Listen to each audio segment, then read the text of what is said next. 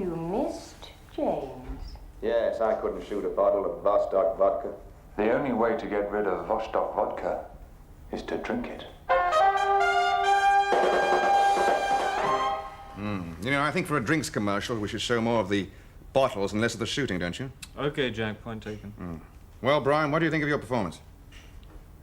Well, where the hell is he? I thought he came in when it started. No, that was me. Well, hold that reel. We'll show it again as soon as the star arrives. Make a note. I don't want all those bottles full to the top. They never are. Probably gone to sleep in the sauna. Well, do you want to see yourself or not? God.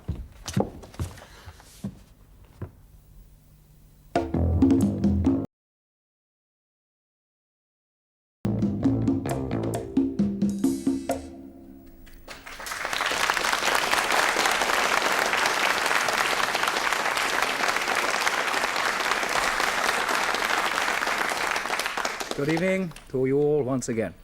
Now, I think and hope that most of you know how the game is played by now, but for those of you perhaps who've just joined us for the first time, let me give you a brief explanation. You have just visited the scene of the crime, and very shortly you will see everything that leads up to the particular crime. We have, as usual, a panel to help us. We also have a delightful-looking studio audience. Good evening to you and welcome. The panel and the studio audience all have these cards. And after all the relevant details have been shown to them, they will fill in whodunit and as many clues as they possibly can. Now, I must repeat again this week that the whole piece is strewn with real clues and, remember this, false clues. So don't believe anything you see or hear, right? Now, let me introduce this week's panel to you. A gentleman who is no stranger to post-mortems, only usually they're probably over jokes rather than bodies, Alfred Marks.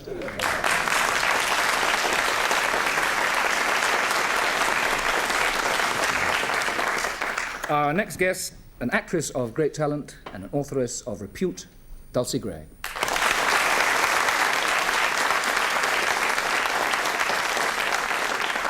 Now, Dulcie's latest book is called Understudy to Murder, so quite obviously we're not going to allow her to confer with our next guest, her ideal husband, and known to you all for many years also as Boyd QC, Michael Dennison.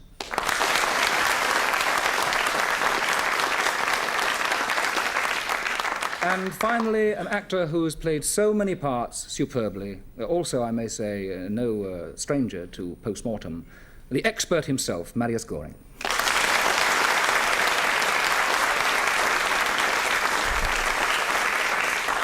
So now, ladies and gentlemen, for your edification, back to the scene of the crime. Yes, Sergeant. I'm sorry about all these questions, Mr. Maxwell, but your brother's been murdered, and with your gun. So let's get the facts straight. Yes, well, you see, I collect guns. I belong to a shooting club. So I used one from my collection for this commercial, the one my brother was in. With live bullets, sir? No, the special effects department blew up a line of bottles with charges in them. We were advertising a new vodka. Oh, I see. What was the gun still doing here if you completed the commercial? Well, in case we needed to do it again. And the live bullet, where did that come from, sir? Well, I happen to have a box in here. You see, I built a new pistol range in the basement. It's one of my hobbies. So anyone might have known that you kept some ammunition here, then, sir? Yes, I suppose so. Your twin brother have anything to do with your advertising agency, sir? No, he was an actor. It's not bad. But he'd been out of work for some time, so as a favor, I got him a job doing a commercial for us. And he'd come to see himself in it? Yes. Well, what was he doing in the sauna bath, then, sir? Well, let me explain. You see, I always arrive before anyone else, and I was in here dealing with my... About what time, sir? 9:15. And Brian arrived.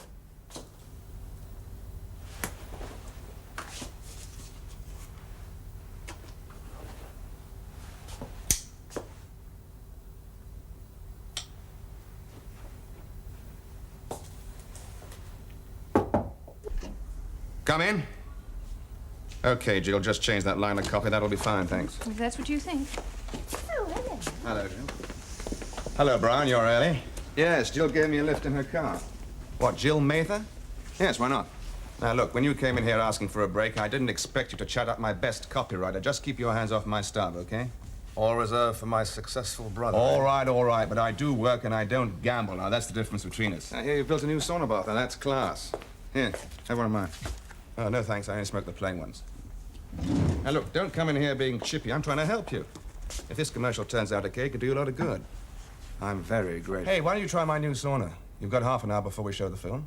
Okay, fine. I usually take 30 minutes myself this morning, but it's, I got a couple of things to do, so help yourself.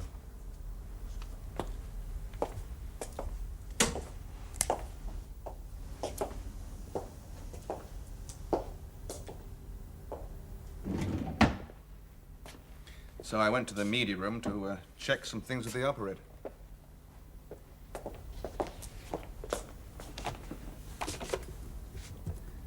Anybody there? Yes, Mr. Maxwell? Tom, I want to see the Vostok commercial, please. Soon as I can, Mr. Maxwell. So I watched the commercial 2 or 3 times, then Lois, my secretary, walked in.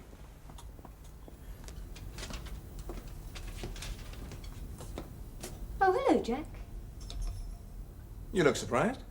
Well, you always take a sauna at this time. Well, let's hear the past is full of surprises. Then Dane, my accounts executive, walked in, and we watched the playback. You didn't wait for your brother to join you, then? No, but I thought he came in just as the lights turned on. But it was Jill Mather, my copywriter. She wrote the Vostok vodka commercial. Is she the girl that gave Brian a lift in here this morning? Yes. I'd like to have a word with her, sir. Yes, of course. She'll be in her office. We'll get her. Well, why don't you use the intercom, sir? Yes, of course. Yes, Mr. Maxwell? Oh, I'm sorry, Lois. Ask Miss Mather to come in, would you please? Very well, Mr. Maxwell. Right, sir, if you'd like to wait outside.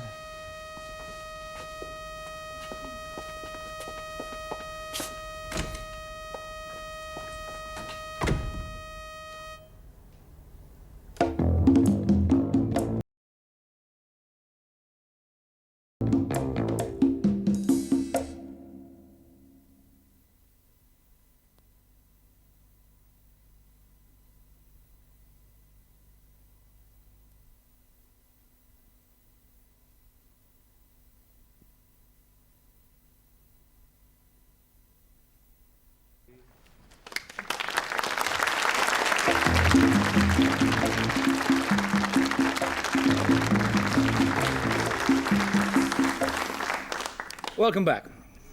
Well, we have the rest of the story to come, but for those of you who have just arrived, put your feet up. Here's the plot so far. Brian Maxwell, an actor, has been found shot in the sauna bath at Maxwell Advertising, which is owned by his more successful twin brother, Jack Maxwell. Jack has revealed to Sergeant Pearson that the gun that was used was kept in his desk, together with the bullets. Now, why was Lois Dane, his secretary, so surprised to see Jack in the media room? Was it because Jack would normally be in the sauna bath at that time? And Jill Mather, a copywriter at the agency, was apparently more than friendly with the dead brother, Brian. The question is, why would anyone want to kill Brian Maxwell, a not-too-successful actor? Anyway, back to Sergeant Pearson. Ugh. Somehow coffee from a vending machine never tastes the same, does it? Right, Miss Mather. Now, you and the deceased were, how shall I put it, close? Yes, we were. I'm sorry these questions might be a bit painful for you, but did he get on well with his brother? Nobody gets on with Jack Maxwell, and Brian least of all. But Mr. Maxwell gave the deceased a job. It's about the only favour he ever did him. Did you see Brian earlier this morning? Yes, I drove him in. We got here about 20 to 9. Let me show you your brother's new toy. He's just built himself a sauna bath. Yeah, how the rich live, huh?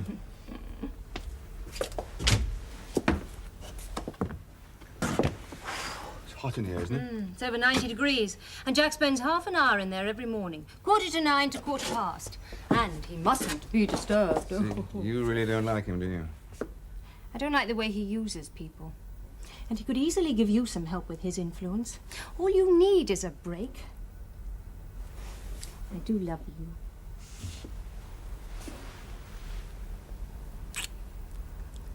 I'd do anything to help you. Now, don't you worry, it'll all work out. Well, I've got to go and see your brother for a minute, so why don't you wait in there? We'll all be in to see the commercial at 9:15.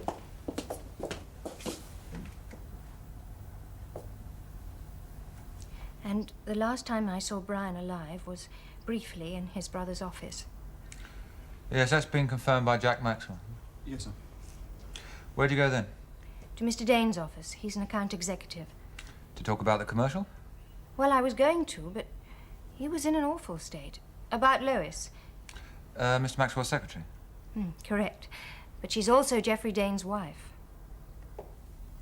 Look, I'm sorry to go on like this, but I've just about had enough. Drinking isn't going to help. That creep has been having an affair with Lois all this time, and I didn't suspect anything. Well, it's always the way, isn't it? How'd you find out? She told me last night. I've got a few things to say to Mr. Jack Maxwell. Well, I'd think about it before you do anything. These things do happen. I have thought about it. All night.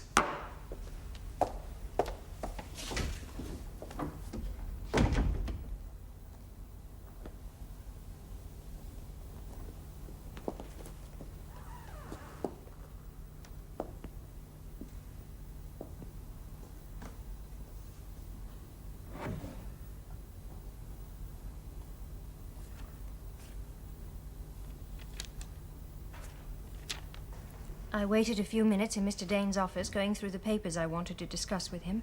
Then I remembered that Mr. Maxwell would be having his sauna. So I came here to try and find Mr. Dane and calm him down. And did you? He wasn't here. And then I realized it was 9:15, and they must all be in the media room, and I got there just after the commercial started. Did you call in at the sauna bath on the way? No, Jack Maxwell was in there. How'd you know?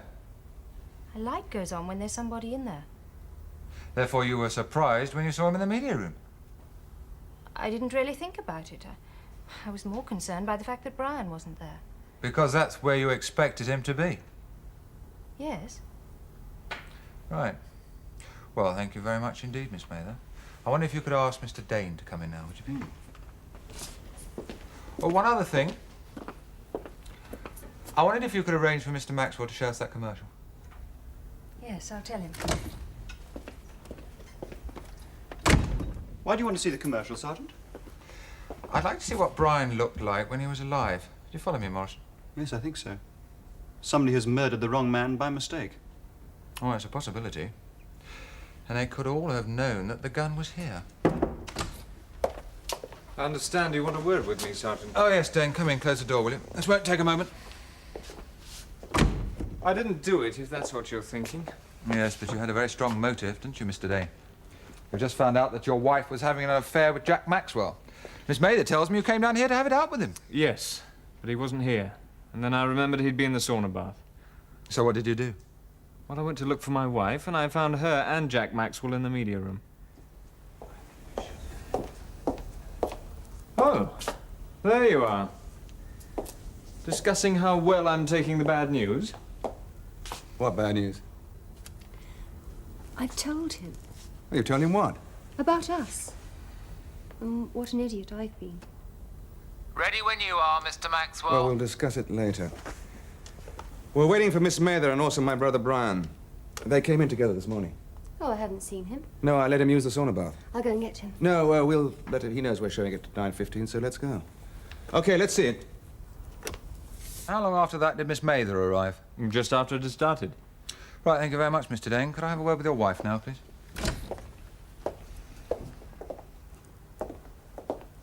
Don't worry, darling. It'll be all right. Everything will be all right. Mrs. Dane?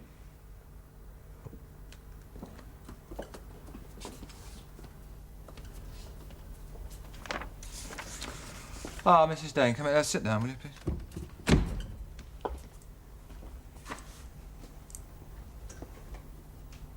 Try not to be too nervous.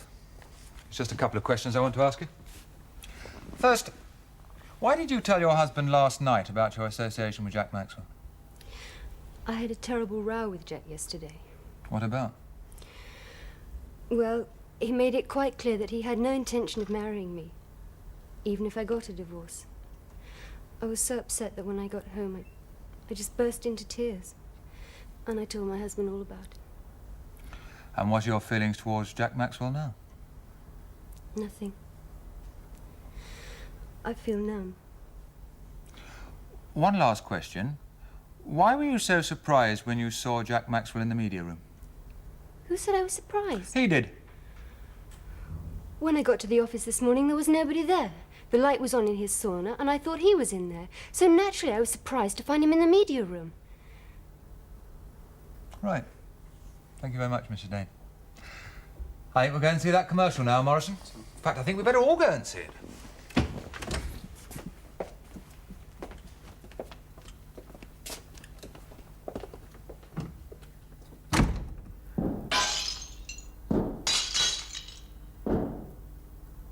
You missed James. Yes, I Hold can it. shoot a ball. What's the matter? Could you take it back a few frames, please? I think you've made a mistake, sir. Yes, that's it. Yes, there, look. The safety catch is on. You're right. I'll have a few words to say to that director. Let's have the lights up. Mr. Maxwell, could I have a word? Yes, of course. You'd been killed, sir. Who would have inherited all this? Well, Dane's my senior director. He'd have got most of it. Cigarette? Thank you, sir. Oh, don't you smoke filters, sir? No. No, you should change, sir. I understand they cause less damage to your health. Thanks for the commercial, Sergeant. It's quite obvious that someone was after me. Not Brian. Yes, sir. But who?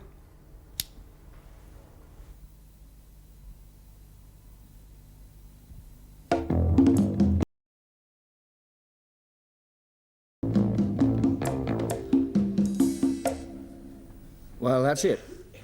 And remember, at least one person is lying.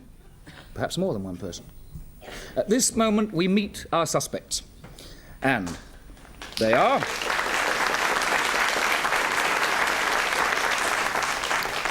Detective Sergeant Pearson, and Detective Constable Morrison, Lois Dane, Geoffrey Dane, Jill Mather, and Jack Maxwell.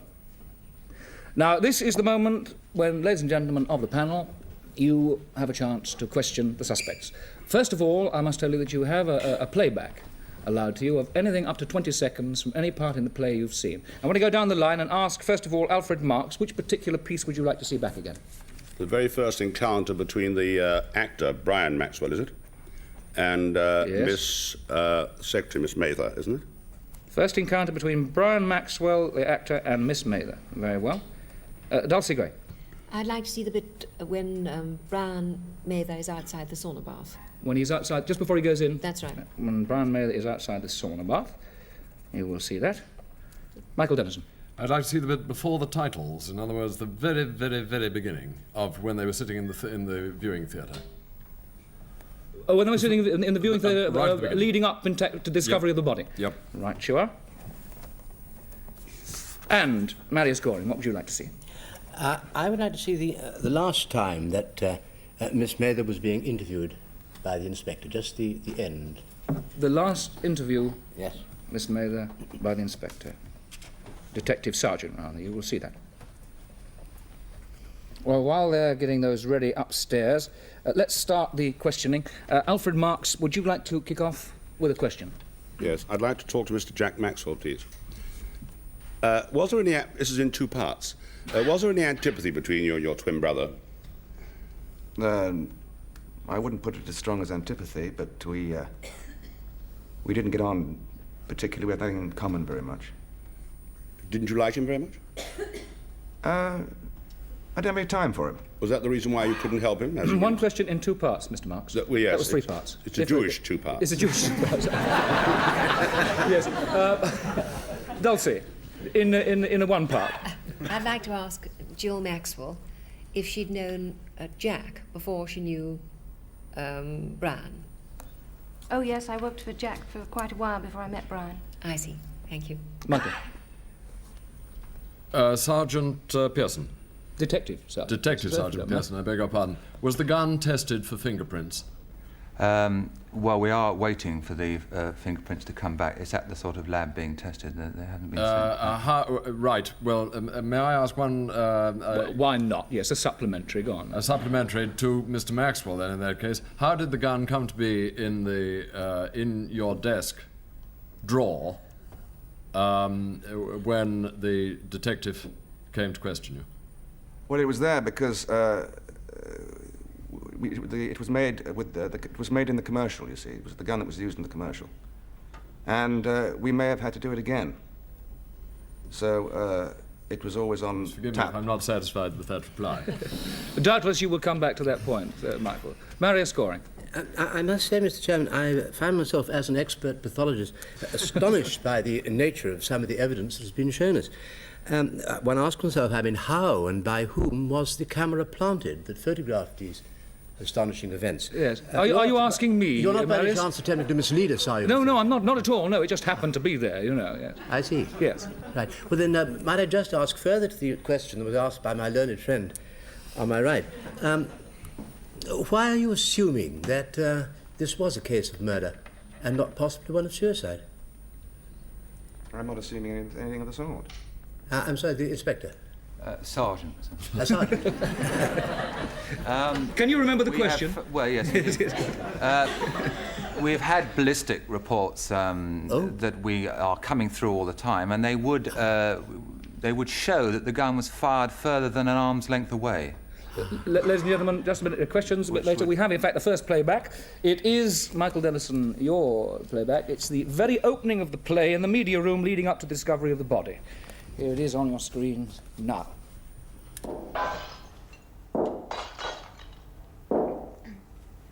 You missed, James. Yes, I couldn't shoot a bottle of Vostok vodka. The only way to get rid of Vostok vodka is to drink it. You know, I think for a drinks commercial, we should show more of the bottles and less of the shooting, don't you? Okay, Jack. Well, there you are, Michael. Any questions arising out of that? I understood that Jill Mather, in her interview with the detective sergeant, said that she had just come in. From what we saw there, she was well established in the viewing theatre by the time that... Can you explain how long you had been there, in fact, before... Asking me. Well, there was actually some music in the beginning of the commercial and an opening shot, and I came in during that. Are you saying that that was, in fact, the end of the commercial that one saw on that clip?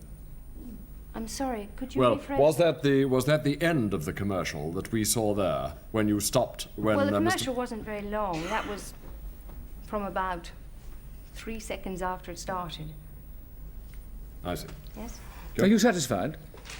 You don't seem terribly satisfied. I'm not terribly satisfied because she looked as if she'd somewhat taken root there and had not just come in. We have, in fact, the next playback for you. Alfred Marks, it's yours. It's where Jack is behind the desk talking to Jill Mather. Brian walks in and it's the bottom smacking episode. Come in. Okay, Jill, just change that line of copy. That'll be fine, thanks. If that's what you think. Oh, hello. Hello, Jill. Hello, Brian. You're early. Yes, Jill gave me a lift in her car. What, Jill Mather? Yes, why not? Now, look, when you came in here asking for a break, I didn't expect you to chat up my best copywriter. Just keep your hands off my stuff, okay? All reserved for my successful brother. All right, but I do work and I don't gamble. Now, that's the difference between us. Now, here, you've built a new sauna bath. Now, that's class. Here, have one of mine. Oh, no, thanks. I only smoke the plain ones. Alfred, any questions arising out of that? Well, the only reason I wanted to see that was I liked the bit about slapping the bottom. That's Yes, the I only thought reason perhaps that was the reason. Didn't tell me anything. Well, rising out of that, I'd like Jill Mather's phone number. You can't have it. Oh, all right. Afraid not. Right. Any pertinent questions of pith and moment? Not really, because I saw what I wanted to see. You did? Thank you. Who was it who was questioning the detective sergeant about the gun? We both were. You both were. In fact, of course, the gun, if you remember, the gun was not in the desk during the detective's questioning. It was, in fact, still in the sauna bath by the body. I don't agree. It was shown in the drawer. Michael Dennison, I am quite certain that gun was not in the desk when the detective sergeant was questioning Maxwell.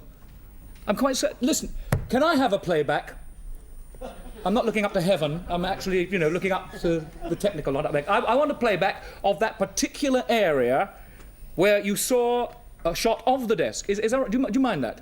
Mind it, I require it. Right, you require it. Thank you very much. Well, while they're in a panic up there looking for that, let's get on with the questioning, and I hope it'll come in a minute. Do you have a question, Dulcie? You're looking at me very question. I haven't attacked your husband, I hope, have I? No, not at all. I slightly bothered because I may have confused everybody by calling Jill Mather Jill Maxwell. Well, you've now put it right, and so it is Jill Mather, yes. Do you have a question? Do you mean about what's being happened? No, of anything. I mean, you know, continue the questioning. Alfred Marks looks as though he's a Kimbo. Yeah, well, I'm a Kimbo, yeah. Yes, I used to be Eskimo. I used to be CV. Miss Mather, may I ask you, how long were you emotionally involved with Brian Maxwell? We met round about the time that the commercial was being cast, which was about 3 months ago. Thank you. Excuse me, but I think this is my playback. The close-up, I hope, of the desk without gun. Right, it's coming up on your screens now. Eh? Well, I've got. Here's the gun by the body. Right now, here we go. I think he's going to open the desk drawer any second now. Yes, there you are. Right, no gun. Right? What's that? That's a pack of cigarettes. Black pack of cigarettes. There's no gun in the drawer. That looks like a gun. It's designed. It's a pack of cigarettes that's designed like a gun. I've seen it. It's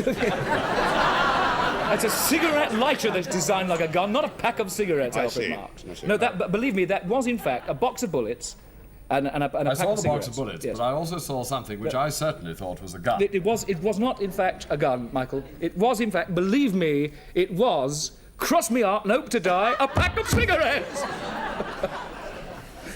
Would you like to continue with the questioning on another line? Yes. Sergeant Pearson was the... Detective Sergeant Pearson. Detective Sergeant Pearson. In my career, long since departed as a barrister, I used to call them Sergeant after I'd called them the correct title first. Anyway, Detective Sergeant Pearson, has the time of death in these tests which are going forward rather swiftly, it seems to me, the tests are going forward, as you've only just come onto the case, but has the time of death been established? No, it would appear to be between 9:15 and 9:15, and we're assuming it's between that period of time until we get further tests and. You can't find it down any more than that, because it's perfectly obvious that it's between those times, as we've seen him go in live after 9:15, and we've seen him dead at 9:15 or 9:20. But you can't be more precise. Not at this moment, sir. You're leaning forward, Dulcie. Yes, I was, but I got so fascinated by that I've forgotten entirely what I was going to never mind. Marius, do you have a question? No. You have no question. We have, in fact, another playback. It is... I've lost count. Oh, it's Dulcie's. It's yours, yeah. Brian and Jill kissing in the sauna bar. Oh, very well. I'd do anything to help you. Now, don't you worry. It'll all work out. Oh. I've got to go and see your brother for a minute, so why don't you wait in there? We'll all be in to see the commercial at 9:15.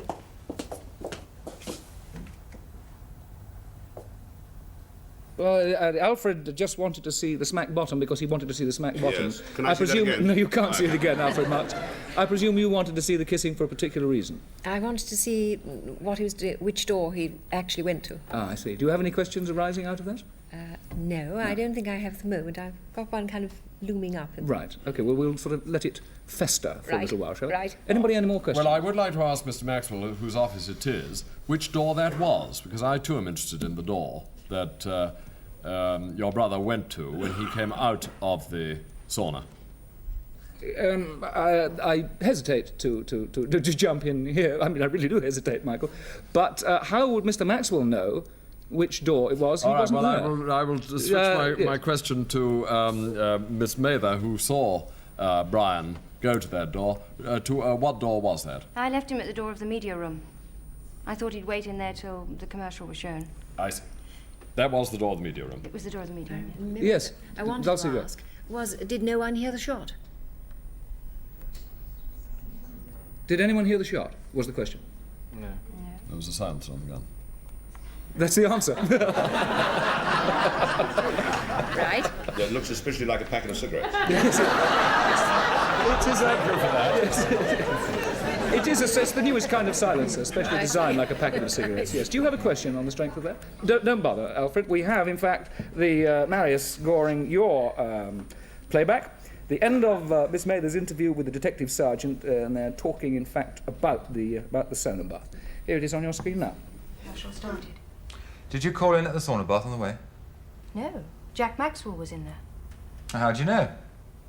A light goes on when there's somebody in there. Therefore you were surprised when you saw him in the media room. I didn't really think about it. I was more concerned by the fact that Brian wasn't there. Because that's where you expected him to be. Yes. Right. Well, thank you very much indeed, Miss Mather. I wonder if you could ask Mr. Dane to come in now, would you please?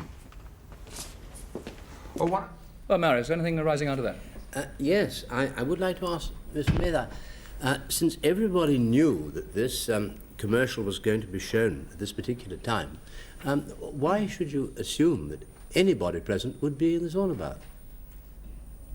Well, Jack took his sauna every morning from 8:45 to 9:15, and I thought he was probably still in there as there was a light on. I assumed he was running a bit late. I mean, I thought you thought he was going to see this commercial. Yes, well, he's the boss of the agency. He can see it, I mean, as many times as he likes whenever he likes. I thought he might still be in there. I mean, I thought he was still dressing or something, you know. May I ask really think you may ask a question, Michael, very briefly. We're very towards the end of briefly, your question. were you not therefore surprised, Miss Mather, not to see or to find the sauna unoccupied when you took Brian into it? It was actually about 20 to 9 when I took Brian When you in. arrived. Ladies and gentlemen, that, I'm afraid, is the end of your questioning. And that's all we have time for at this particular moment. I want the panel now, and ladies and gentlemen of the studio audience, to fill in their cards. The top here, Whodunnit, the various clues. We will be back very, very shortly, and we will, in fact, tell you whodunit. I hope you're working hard and your brains are ticking over, and that you guess it yourselves at home. So back very, very shortly. Bye for now.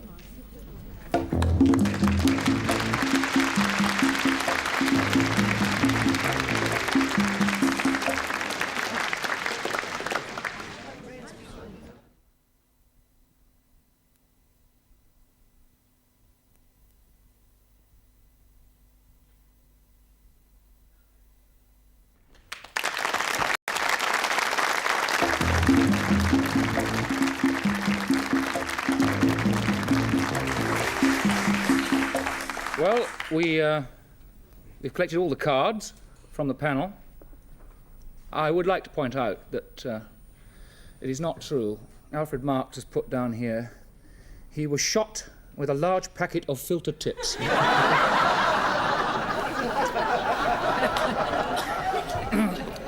Alfred Marks, who done it, and give me one other clue. Actually, Brian is not the victim at all. The victim is Jack Maxwell. Brian Maxwell is the murderer, and his co-confederate in crime was Jill Mather. She loved him, and they rigged the whole thing up. They may have thought it might have looked like suicide, except, of course, that he was left-handed and the other one was right-handed, and the position of the gun couldn't possibly be, and I'm obviously terribly wrong, and you're going to make an idiot of me.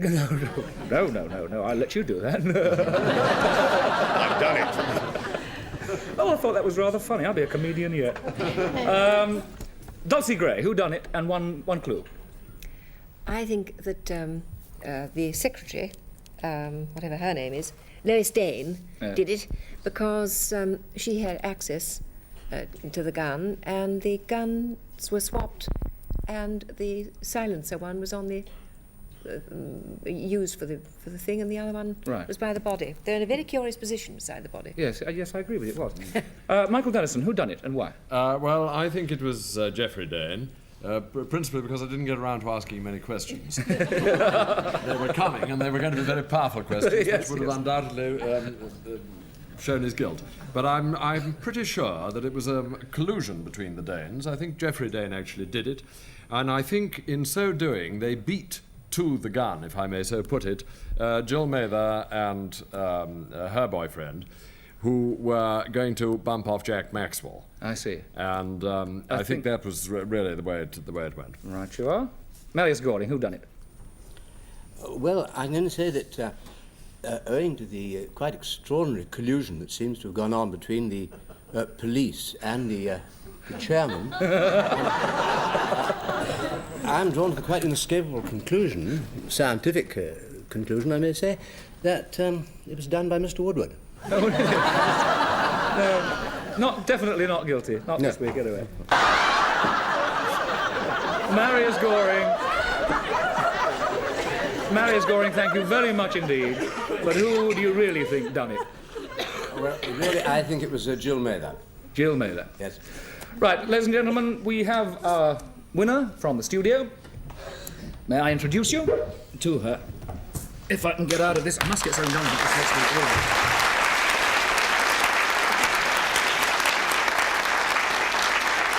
Many congratulations, Mrs. Impey. You have the winner, you have the criminal, and you also have 3 very, very good clues. We have, in fact, from here, any gift for you that you can take away. These two come together, the glasses and the decanter. They were all used in the play. So what would you like to take? The glasses and decanter. Glasses and decanter. Can you manage those? Well, you take the decanter. We'll give you that later on because it's a bit awkward to carry. All right. Right. Congratulations. Thank you very much. Thank you for playing. Bye-bye.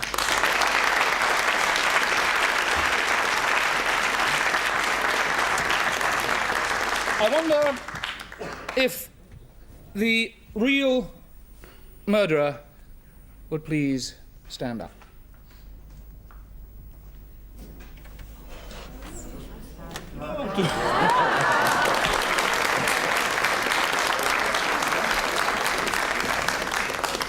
Well, ladies and gentlemen, we are, of course, going to give it to Alfred Marks because although it wasn't in cahoots with Jill Mather, you did get the point that it was Brian Maxwell who, in fact, that is not Jack at all, it's Brian Maxwell, as you said. Further clues, quite simple. The scar on the back of his hand, which you probably didn't see, indicates that he is Brian. Brian is an actor able to impersonate his brother, and of course he killed his brother so that he could come into the firm and the money. Next week we have for you, if I can find it down here, yes, here we are, the same time, of course, different crime. It's New Year's Eve, 1899, and Sir Gerard Charon has been poisoned. He's only got 30 minutes to find his murderer. So, we hope you'll join us next week and investigate that crime. It's good night to our panel.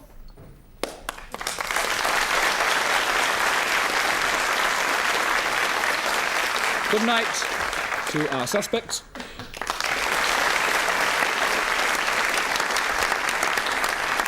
And from me, it's good night to you. God bless you all. Have a very, very happy week. Bye-bye.